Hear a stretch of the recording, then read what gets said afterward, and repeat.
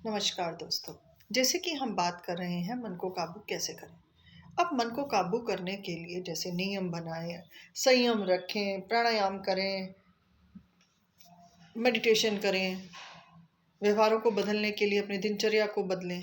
इस तरह से मैं आपको बहुत सारी चीज़ें बताती जा रही हूँ और आप उसके ऊपर यदि अभ्यास करते हैं, गौर करते हैं तो आप देखेंगे कि अपनी काफ़ी चीज़ें आपके अपने कंट्रोल में आ जाएंगी। अब मैं यहाँ पर बात करूँ जैसे कि हमारे लिए इस संपूर्ण ब्रह्मांड में सबसे ज़्यादा सबसे महत्वपूर्ण क्या चीज़ है। शायद हम यहाँ पर थोड़ा सा विचार करेंगे कि ऐसी क्या चीज़ है जो ब्रह्मांड में हमारे लिए ज़रूरी है। जी, हम स्वयं इस ब्रह्मांड को हम चला रहे हैं। हम इस ब्रह्मांड के अंदर सृष्टि के उपज करता है। मनुष्य ही इस सृष्टि के निर्माण का सहायक है। ईश्वर ने इसी की उत्पत्ति इसीलिए किया था क्योंकि वो इस रचना को विशाल और ब्रह्मांडीय रूप देना चाह रहे थे। अब ईश्वर ने हमें ये जीवन दिया और हमारे लिए सबसे महत्वपूर्ण हम स्वयं होने की बजाय हम दूसरों को महत्व दे रहे हैं। इस जीवन को महत्वपूर्ण, सुंदर, आकर्षक और संपूर्ण हम स्वयं बना सकते हैं। कोई भी ऐसी परिस्थिति नहीं है जो आपको संपूर्ण बना सके। कोई भी ऐसी परिस्थिति नहीं है जो आपको आनंद दे सके। कोई भी ऐसी परिस्थिति नहीं है जो आपको संतोष दे सके जब तक आप स्वयं को नहीं समझ पाएंगे या आप अपने आप से नाता नहीं जोड़ेंगे तब तक। यदि आपका नाता अपने आप से है तब आप देखेंगे कि आपका जीवन आपको आनंदमयी लग रहा है, क्योंकि नाता अब किससे है? अपने शरीर और स्वयं से। कोई बंधन नहीं है। बंधन सिर्फ एक क्या है? स्वयं को जानना। बंधन क्या है? अपनी आत्मसत्ता को ना पहचानना, अपनी आत्मशक्ति को ना पहचानना। जब हम अपनी आत्म शक्ति को ही नहीं पहचान पा रहे और हम अपने जीवन को ही महत्वपूर्ण समझ नहीं पा रहे हैं तो जीवन सरल कैसे हो सकता है? जीवन तो जटिल ही रहेगा और समस्याएं आए दिन आएंगी, विचार आए दिन आएंगे। विचार तो ये कहिए कि ये भी कहा जाता है गरुड़ पुराण में कि यदि मनुष्य शरीर त्यागते वक्त अगर किसी विचार या इच्छा पर अपना ध्यान लगा लेता है तो उसको फिर से उसी इच्छा को प्राप्त करने के लिए फिर से जन्म लेना पड़ेगा। अब बात इस पर आती है कि वो अपने जीवन के अंदर क्या कर कर गया है, उसके कर्म क्या थे। फिर वही 84 लाख योनियों का हेर फेर और मनुष्य जीवन तक आने के लिए कितने संकट देखने पड़ते हैं हमें। अपने महत्व को हम कभी समझ ही नहीं पाते।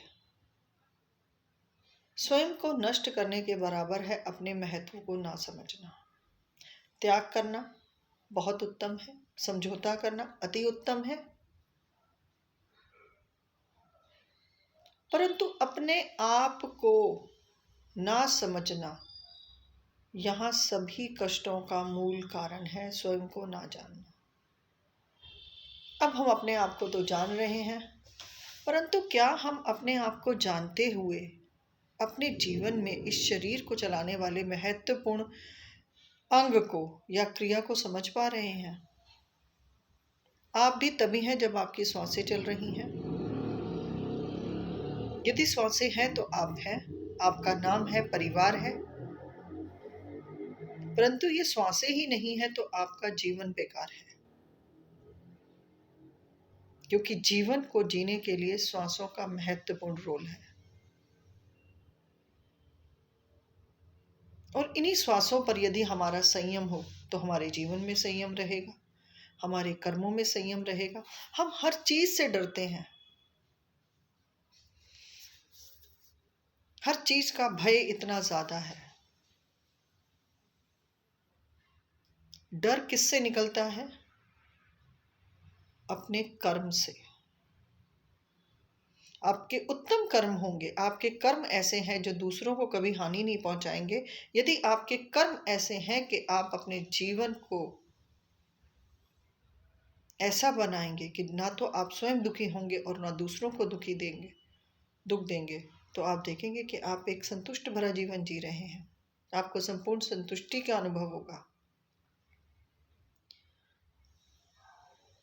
जब श्वासों का और हमारे जीवन का हम अभी तक अपने आप को एक शरीर रूप में चला रहे हैं, एक नाम है जो हमारी पहचान करता है, एक परिवार है जिसमें हमारी सामाजिक व्यवस्था का पता चलता है,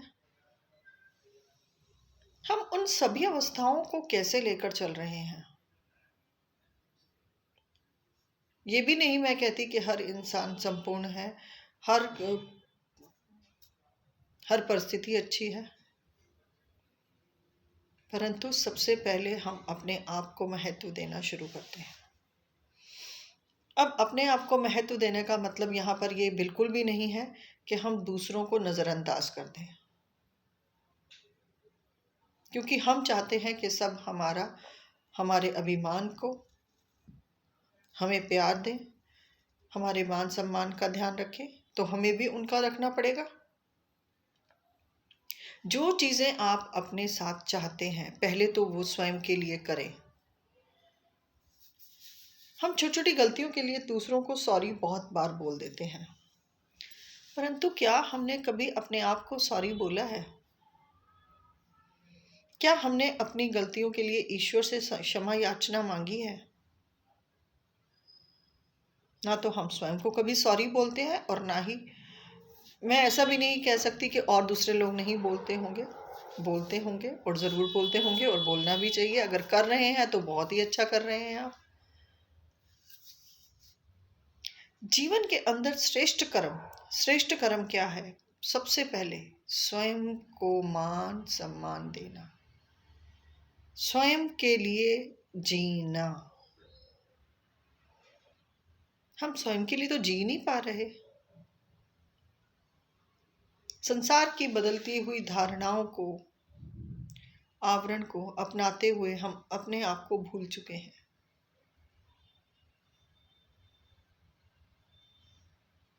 और जीवन को चलाने के लिए, जैसे मैंने कहा, स्वयं को जानना, और स्वयं को जानने के लिए अपनी श्वासों के साथ अपना नाता जोड़ना। आप देखेंगे जैसे ही आप शरीर और श्वासों को जोड़ लेते हैं, शरीर अनुभव करने लगेगा कि मैं श्वासों के द्वारा ही चल रहा हूँ। मस्तिष्क को अनुभव हो जाएगा कि मुझे कोई चलाने वाला है, यदि वो मुझे रोक देगा तो मेरा जीवन का अस्तित्व खत्म हो जाएगा। कर्म से डरिए। हमेशा अपने कर्मों से हमें सचेत रहना है कि हम कोई भी कर्म ना ऐसा करें कि जिससे हमें भी हानि हो और दूसरों को भी हानि हो। और यदि हम अपने सभी कर्मों का, जैसे मैंने कहा कि आप साक्षी रहें किसी भी कर्म को करते हुए, मैंने ये कर्म किया है, चाहे वो अच्छा किया है, बुरा किया है, जो भी किया है, तुरंत उसके साक्षी रहें। इससे आपके बुरे कर्म कटने शुरू हो जाएंगे। जो बुरे कर्मों का प्रभाव है आपके जीवन पर, वो कम होना शुरू हो जाएगा, क्योंकि कर्मों का जो भी कोई लेखा जोखा है वो आपको ही चुकाना है, आपके हिस्से का कोई नहीं चुकाएगा।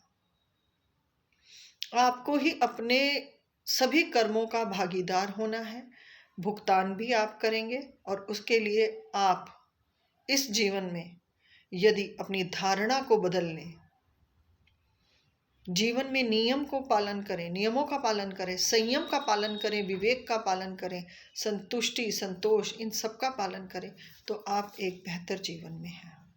उन सभी प्रकार के द्वंद्वों को छोड़ दें जो जीवन को परेशानियों में डालते हैं या जीवन को जटिल करते हैं। हम किसी परीक्षा में पास हो या ना हो, या कहीं हमारा अपमान हुआ हो, किसी के शब्द इतने बड़े नहीं हैं कि वह आपकी आत्मशक्ति को ठेस पहुंचा सके या आपकी बुद्धि पर अपना अधिकार जमा सके। आज हम दूसरों के विचारों से अपनी बुद्धि को अपने अधीन नहीं कर पा रहे, मन हमारे काबू में नहीं है। दूसरों के व्यवहार से हमारा जीवन प्रभावित हो रहा है। गलतियां हम कर रहे हैं, पर गलतियों से सीखना भी है। जब कभी कोई ऐसी परिस्थिति हो कि आपको त्याग करना पड़ रहा है, तो आप सोच लेना कि यह ईश्वर का एक वो संकेत है जो आपको त्याग करने के लिए कह रहा है। यहाँ त्याग शब्द बहुत बड़ा है, और त्याग करना इतना सरल भी नहीं होता, क्योंकि वहां हमारा लोभ और मोह आकर खड़े हो जाते हैं। हर त्याग के पीछे आपका स्वार्थ है, हमारी ईगो है, हंकार हमारे सर पर चढ़कर बोल रहा है। यदि हम इन सभी चीजों को थोड़ा सा संयम से कंट्रोल कर लें, तो आप देखेंगे कि जीवन सुखद है। कम से कम ऐसे कर्मों को तो हम करें जिससे हमारी आत्मा को शांति मिलती हो।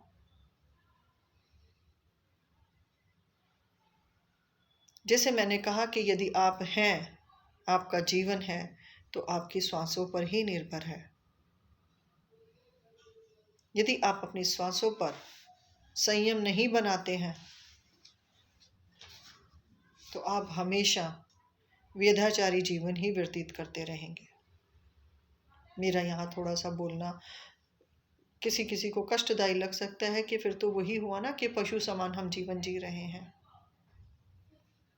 मेरे ख्याल से पशुओं के अंदर भी संयम है। प्रातःकाल जल्दी उठ जाना, भोजन को समय पर करना। हम अपनी अवस्था को ना जाने अपने जीवन को किस मोड़ पर लेते जा रहे हैं, जहां हमें कुछ समझ ही नहीं आता। जीवन सरल है, सहज है।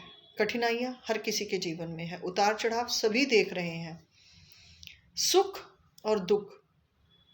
सुख उस अवस्था का नाम है जब आप भौतिक चीजों से सुख का अनुभव कर रहे हैं, वह सुख है। परंतु असली सुख कब है? जब आप किसी दुख को संयम के साथ, जब आप किसी दुख को संयम के साथ सहन करते हैं, कोई द्वंद्व नहीं करते, कोई शिकायत नहीं करते, और उस कर्म के अंदर दृढ़ होकर अपना कर्म करते हैं, और उसके बाद उस कर्म दुख के कटने के बाद जो आपको आत्म शांति मिलती है, असली सुख वो है। हमें ये संसारिक चीजें जिसे हम सुख का कारण माने बैठे हैं, वह सिर्फ हमारे जीवन का एक भ्रम है।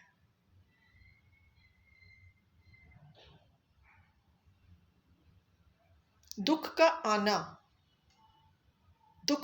आने का मेन परमात्मा का मार्ग अपनाना है। दुख के आने का संकेत ये है, यानी कि इसे हम ये कह सकते हैं कि परमात्मा जब हमें दुख दे रहे हैं, तो वो हमारे भीतर छुपी हुई उस आत्म शक्ति को, उस ऊर्जा को जगाना चाह रहे हैं, जहां वह हमें संकेत दे रहे हैं कि तुम मेरी संतानें हो, और तुम में वो बल और वह शक्ति है जिससे तुम हर प्रकार के कष्टों को दूर कर सकते हैं। परंतु समझ, विचारों की उथल पुथल, जीवन का नियमबद्ध ना होना, जीवन के अंदर संयम ना होना। हम हर परिस्थिति से इतने छटपटा जाते हैं, विचलित हो जाते हैं, सहारा ढूंढते हैं। ईश्वर उसी पल पर आपको जब दुख के क्षण देता है, जब आपके पास कोई कष्ट आ रहा है, तब वो हमारे मोह को भंग करने के लिए वो परिस्थिति आ रही है। देखिए, बात बहुत बड़ी है कि दुख जब आता है तभी मोह भंग होता है, तभी हंकार चला जाता है, तभी लोभ क्षमा में बदल जाता है, क्रोध विवेक में बदल जाता है, और काम इच्छाओं का अंत करने का कारण बन जाता है। दुख का इतना महत्व है जो हम चाहते नहीं हैं जीवन में।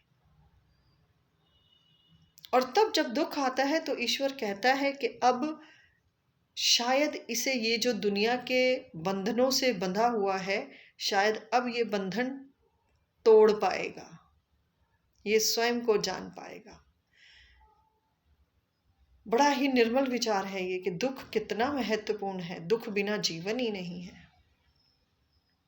जब तक दुख नहीं आएगा हम अपने आप को समझ ही नहीं पाएंगे। और दुख को और दुख की परिस्थिति को जब हम सहज भाव से ईश्वर का प्रसाद समझकर उनकी ओर अपनी नजरें लेकर जाते हैं, तब एक सहारा सिर्फ उनका ही दिखता है। सब सहारे उस टाइम झूठे नजर आते हैं। और तब हमारे अंदर विचार क्या उत्पन्न होता है कि हमने उस समय सबके लिए क्या किया, आज मेरे लिए कोई क्या कर रहा है।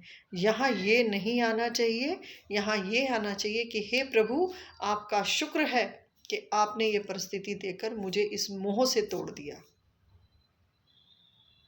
उस कर्म से काट दिया जो कर्म आपके आसपास बिछे हुए थे,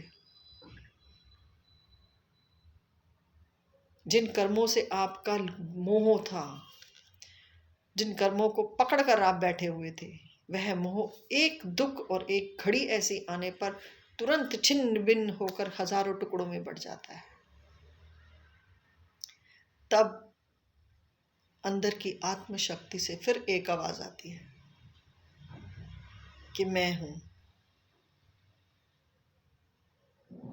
और जब ये आती है कि मैं हूं, तो यानी कि ईश्वर हमें अपना स्वरूप, हमारे भीतर बैठी हुई आत्मा के रूप में हमें वो विचार दे रहे हैं कि मैं हूं।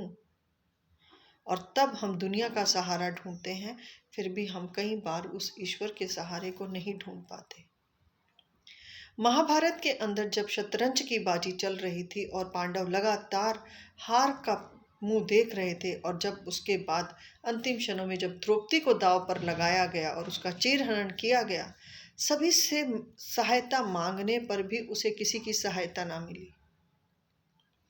और तब अंत में जब उसको लगा कि अब सब कुछ ही खत्म होने वाला है, तब एक क्षण के लिए उसने अपने श्री कृष्ण को पुकारा। और आप उस संवाद को जरा महसूस करें कि उसी क्षण प्रभु उसके पास आकर खड़े हुए।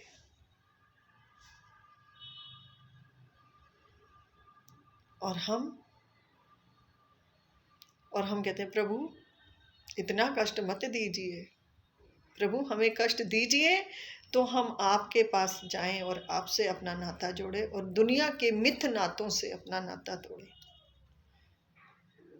मतलब आनंद, मतलब इसी ये पल, मतलब मैं ये कह सकती हूँ कि मैं इस टाइम जो आनंद की अनुभूति कर रही हूँ कि ईश्वर कितना आनंद देने वाला है, उस दुख में कितना आनंद है कि स्वयं ईश्वर हमारी सहायता के लिए आते हैं, जिसे हम कहते हैं हमने कभी देखा नहीं,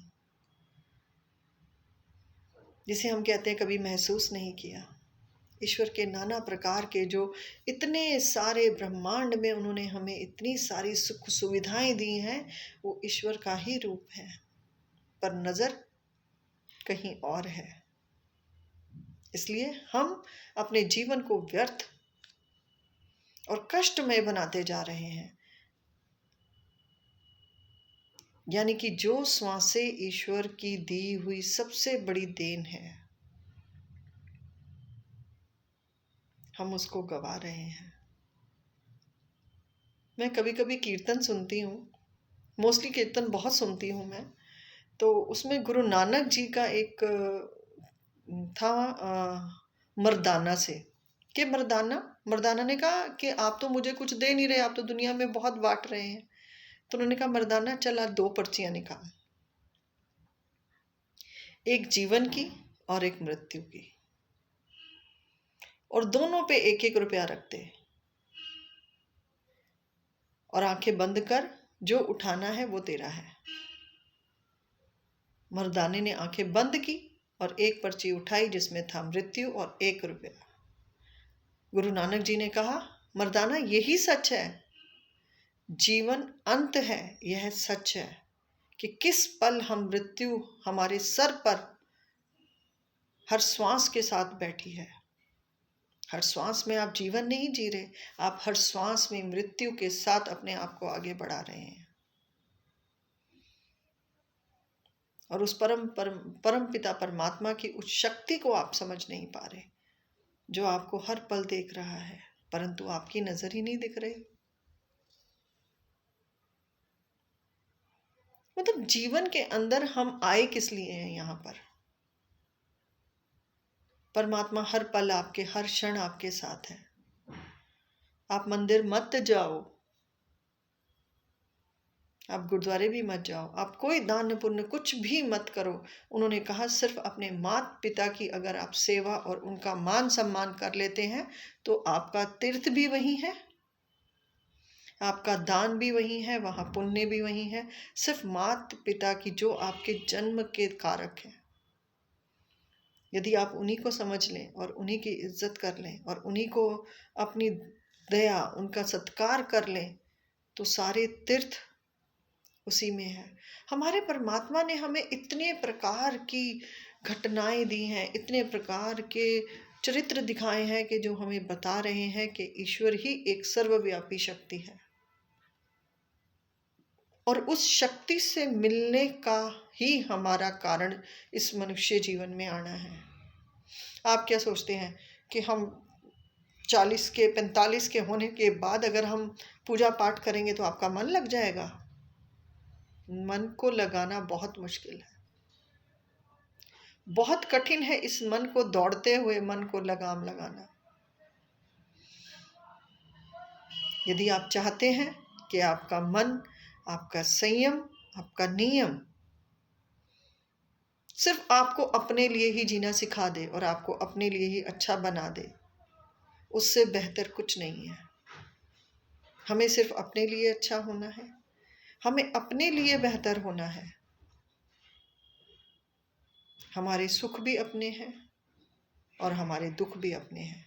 हर एक शरीर अपना अलग अलग भोग करेगा, ना आप उसके भोग के भागीदार बन सकते हैं और ना ही आप उसके भोग को कम कर सकते हैं।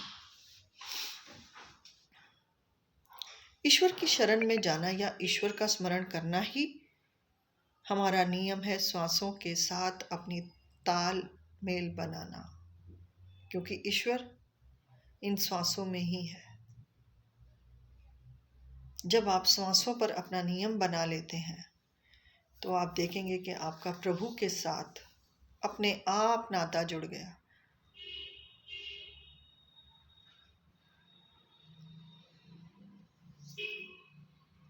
माला जब जाप करना, पोथियां पढ़ना, सन्यासी हो जाना, अगर ईश्वर इसी से मिल जाता ना तो सारे सन्यासी आज ईश्वर का रूप होते हैं। परंतु ईश्वर ने जो आपको गृहस्थ आश्रम,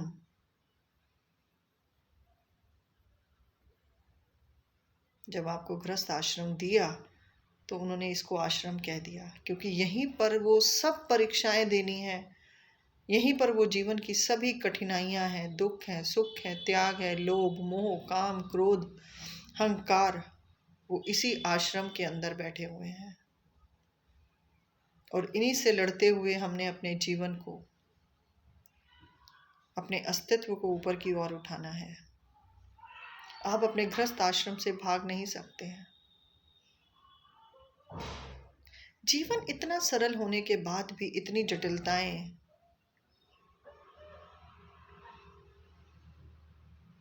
महर्षि पतंजलि के 8 सूत्र हैं,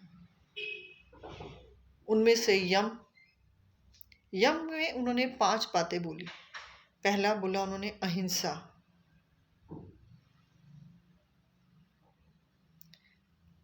सत्य, असत्य, ब्रह्मचर्य, पानी अपरिग्रह। हम बहुत सारी चीजों के अंदर, अहिंसा क्या है? किसी के साथ मारपीट करना? जी नहीं। अहिंसा का मतलब है मन में उठने वाले विचारों के अंदर यदि आपने किसी को हानि अपने सिर्फ विचारों में ही बैठे बैठे दे दी, कि यानी कि जिसके आगे आप बोल नहीं पा रहे हैं और उनको आप अपने मन में ही कुछ भी बोल रहे हैं, तो वो भी आप अपने कर्म को लिख रहे हैं, वहां भी आपका कर्म लिखा जा रहा है। अभी आप सुन नहीं रहे हैं, मुंह से बोल नहीं रहे हैं, परंतु मन उस ईर्ष्या के अंदर, उस द्वेष के अंदर, उस सामने वाले से अंदर ही अंदर द्वंद्व कर रहा है, तो समझिए आप अहिंसा कर रहे हैं। हिंसा का रूप है। और अहिंसा ना करने का मतलब है कि आपको किसी को मन के अंदर भी मन क्रम वचन से, यानी कि ना तो अपने कर्म से किसी से लड़े, ना ही वचनों से कि अपनी भाषा या शब्दों से किसी को आप दुख पहुंचाएं, और ना ही मन के अंदर उन बुरे विचारों को जो आपको दूसरे के प्रति घृणा पैदा करा रहे हैं। ये जो इतनी सारी गंदगी हमारे अंदर इकट्ठी हो रखी है ना, ये जाएगी भी प्रभु शरण से। देखिए, मैं यहाँ पर आपको ये नहीं कहना चाहती हूँ कि मैं आपको कोई ये बताना चाह रही हूँ कि आप ईश्वर को माने या आप भक्ति करें। मैं सिर्फ कहती हूँ कर्मों की भक्ति करें। कर्मों की जो भक्ति है वो परमात्मा कहता है कि तू मेरे पास आ या मत आ, मुझे भोग दे या मत दे, तू अपने कर्मों को इस प्रकार से बना कि मेरी भक्ति मुझे तेरे कर्म के अंदर नजर आएगी। और ये बहुत सत्य है कि ईश्वर की भक्ति सिर्फ हमारे कर्म के अंदर है। अगर हमारा कर्म अच्छा है तो हम 24 घंटे भक्ति के अंदर लीन है, और वह प्रभु हमारी उस भक्ति को देख रहे हैं। भोला भाव भगत को भावे। आपका भोलापन, आपकी सादगी आपके ईश्वर को बहुत भाती है। श्री राम जी ने तो भिलनी के जूठे बेर भी खा लिए थे। कृष्ण इतने विराट, इतने सम्राट थे, उन्होंने विदुर के घर साग खाया था। कहाँ अभिमान था? और हम यहाँ अभिमान के अंदर अपने जीवन को त्याग कर रहे हैं। यह अभिमान की जड़ें हमारे जीवन को खोखला कर रही हैं। परमात्मा ने कहा कि अपने हर कर्म को तुम ऐसे करें कि जिससे आपका जीवन अच्छा हो, आपके अपनों का जीवन अच्छा हो। फिर यहाँ पर आप कर्म के बंधन में, मोह में नहीं बंधेंगे। आप कर्म करेंगे परंतु आप मोह के बंधन में नहीं रहेंगे। आप सब कुछ करते रहेंगे। जिस दिन आपने कर्म की पूजा करना सीख लिया, उस दिन साक्षात्कार ईश्वर आपके हृदय में विराजमान है और वो आपको अनुभव होने लग जाएंगे।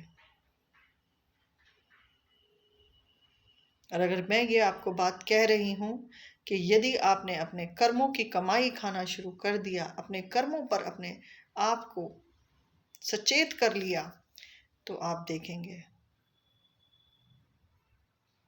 कि आपके कर्म आपकी पूजा है। ईश्वर का सत्य यही है, कर्म ही करना हमारे जीवन का मूलभूत सिद्धांत है। परंतु हम अपने मोह के कारण, लोभ, क्रोध, काम, अहंकार, इनके लिए ना जाने कितनी बार बुरे कर्म कर चुके हैं। क्या उन कर्मों की क्षमा है हमारे लिए? यदि हम खुद ही उन कर्मों के बारे में सोचें तो हम अपने आप को भी क्षमा नहीं कर पाएंगे कि क्या हमने ये किया है। अपने आप से ही घृणा होगी और आप स्वयं अपने आप को एक घृणा का पात्र मानेंगे। उसी दिन, जिस दिन आपने अपने आप को स्वयं अपनी गलतियों का, अपने कर्मों का भागीदार मान लिया और स्वयं को मान लिया कि मैंने ये कर्म किए हैं, उसी दिन आपके अंदर परमात्मा की लौ, वो आत्मशक्ति उजागर हो जाती है। क्योंकि तब हम आत्मा से, अपने शरीर से और अपने श्वासों से शरणागति हो जाते हैं उस परम शक्ति की चरणों में। जीवन की इतनी सरलता होने के बावजूद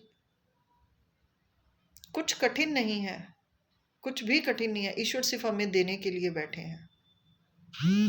परंतु वो ये कहते हैं कि कर्म तुम्हारा ऐसा हो कि मुझे देने में तुम्हें कोई संकोच ना हो।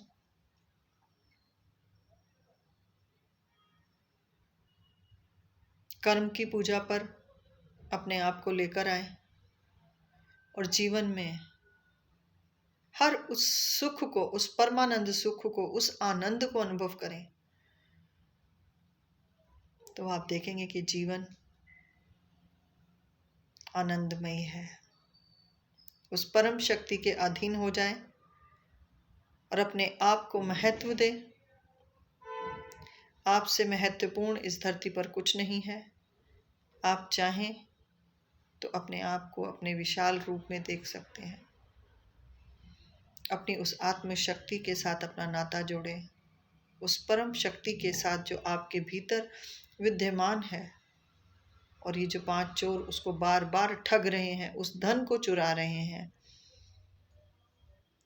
इन पर अपने काबू करने का प्रयास करें। अपने जीवन में कर्म की पूजा करें। धन्यवाद।